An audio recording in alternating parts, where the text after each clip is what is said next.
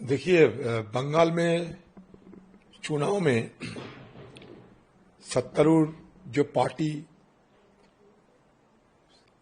हर तरीके की हिंसा वो करते रहते।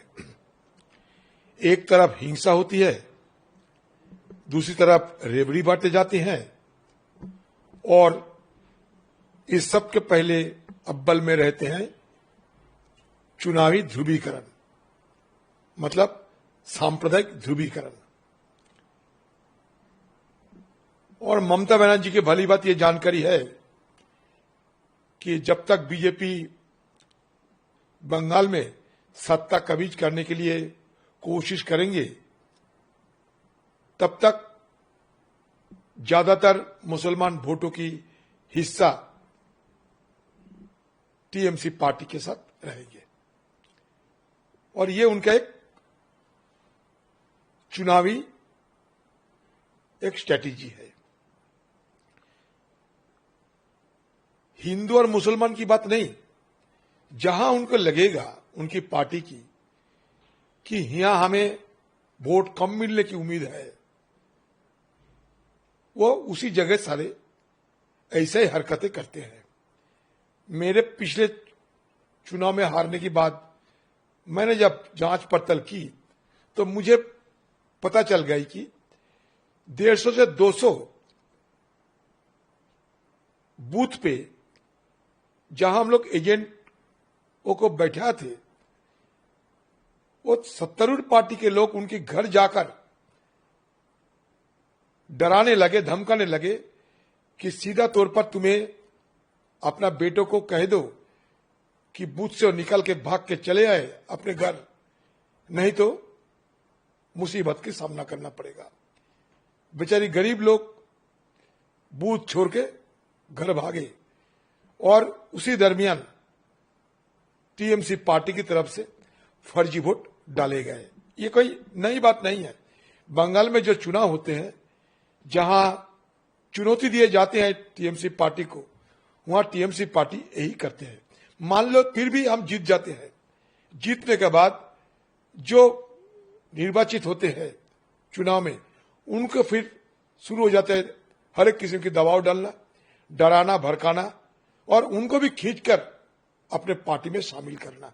जैसे कि मुर्शिदाबाद में उपचुनाव में मैंने जीता था, सागर दिघी में।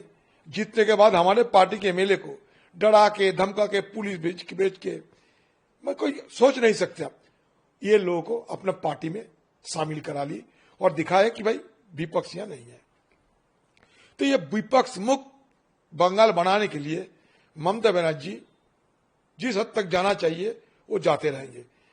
मेरे कहने का मतलब यह है कि तो चुनाव आयोग किस लिए है? सबको सुरक्षा देना चुनाव आयोग के काम बनते हैं। और बंगाल में जब तक ये सत्तारूढ़ टीएमसी रहेंगे, तब तक बंगाल में बिना हिंसा और बिना कोई शिकायत, बिना डर, बिना कोई मतलब आतंक की माहौल चुनाव नहीं होने वाला है, क्योंकि वहां विपक्ष लोगों के पास कुछ है ही नहीं। हमारे पंचायत चुनाव में हमें नामांकन नहीं भरने देते, इसलिए हम पंचायत में कोई पद नहीं हासिल कर सकते। पंचायत में अगर कोई ना रहे तो आम लोगों को सेवा कैसे देंगे? यहां से शुरू होते हैं।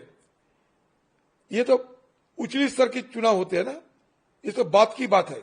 शुरू से पंचायत, म्यूनिसिपैलिटी, जहां विपक्ष की कोई नामो निशान नहीं रखते हो। मान लीजिए आज के जमाने में अगर पंचायत स्तर में, अगर नगर पालिका स्तर में अगर विपक्ष की कोई नामो निशान ना रहे तो वोट कैसे लड़ेंगे? जीतने के बाद छोड़ ही दो। तो ये जो है हालात, ये बड़े लोकतंत्र के लिए ये बड़े खतरा है। बंगाल में लोकतंत्र ऐसा ही खतरे में है, और धीरे धीरे सांप्रदायिक ध्रुवीकरण के चलते वो इस तरह के बांटे जाते हैं वोट कि बीच में हम जैसे पंथ निरपेक्ष, धर्म निरपेक्ष, उदारवादी दल लेट कांग्रेस के लिए मुश्किलें खड़ा होते हैं। तो आप किसको मानते हैं सर, ये ध्रुवीकरण के लिए जिम्मेदार? क्या टीएमसी? दोनों, टीएमसी और बीजेपी दोनों है। दोनों को तो यही एजेंडा है। ध्रुवीकरण होगा तो ममता बनर्जी मालामाल होगी। इसलिए ममता बनर्जी खुद कहती है कि भाई जब तक कोई गाय की दूध रहेगी ना, वो लात खाना भी बेहतर है। जब कोई गाय दूध दे सकते तो 2-4 लात खा लेना उनका, कोई हानि नहीं है, वो लाभजनक होगी।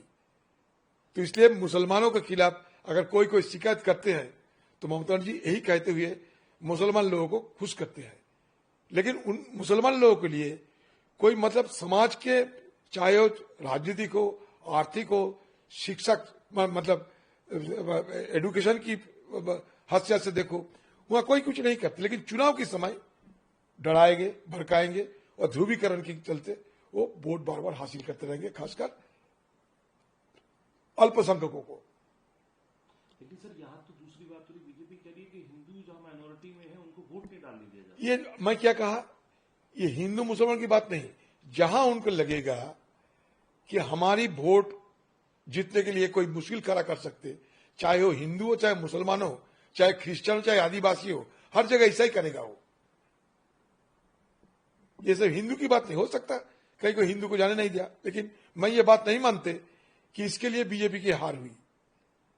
क्योंकि बंगाल में हर चुनाव में कोई हिंदू कोई मुसलमान ये देखने की चीज नहीं होते हैं।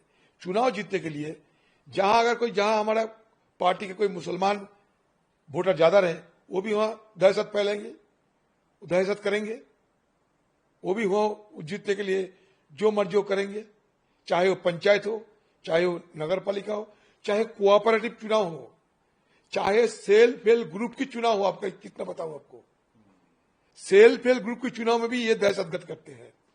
हिंदू मुसलमान अलग बात है, कोई वोटर, कोई जात धर्म की वोटर जो भी हो, अगर उनको ये लगे कि इनके चलते उनको हार का सामना करना पड़ सकते हो, तो वो दहशतगर्द की माहौल पैदा करेंगे। एक तो दहशतगर्द करेंगे, डराएंगे, पुलिस को इस्तेमाल करेंगे, और दूसरी तरफ वो प्रलोभन दिखाएंगे, रेवड़ी बांटेंगे, किसी हालत में डरा के, भड़का के या लुभाते हुए उनको अपने पक्ष में रखने का कोशिश करेंगे। यही बंगाल के चुनाव की असलियत है।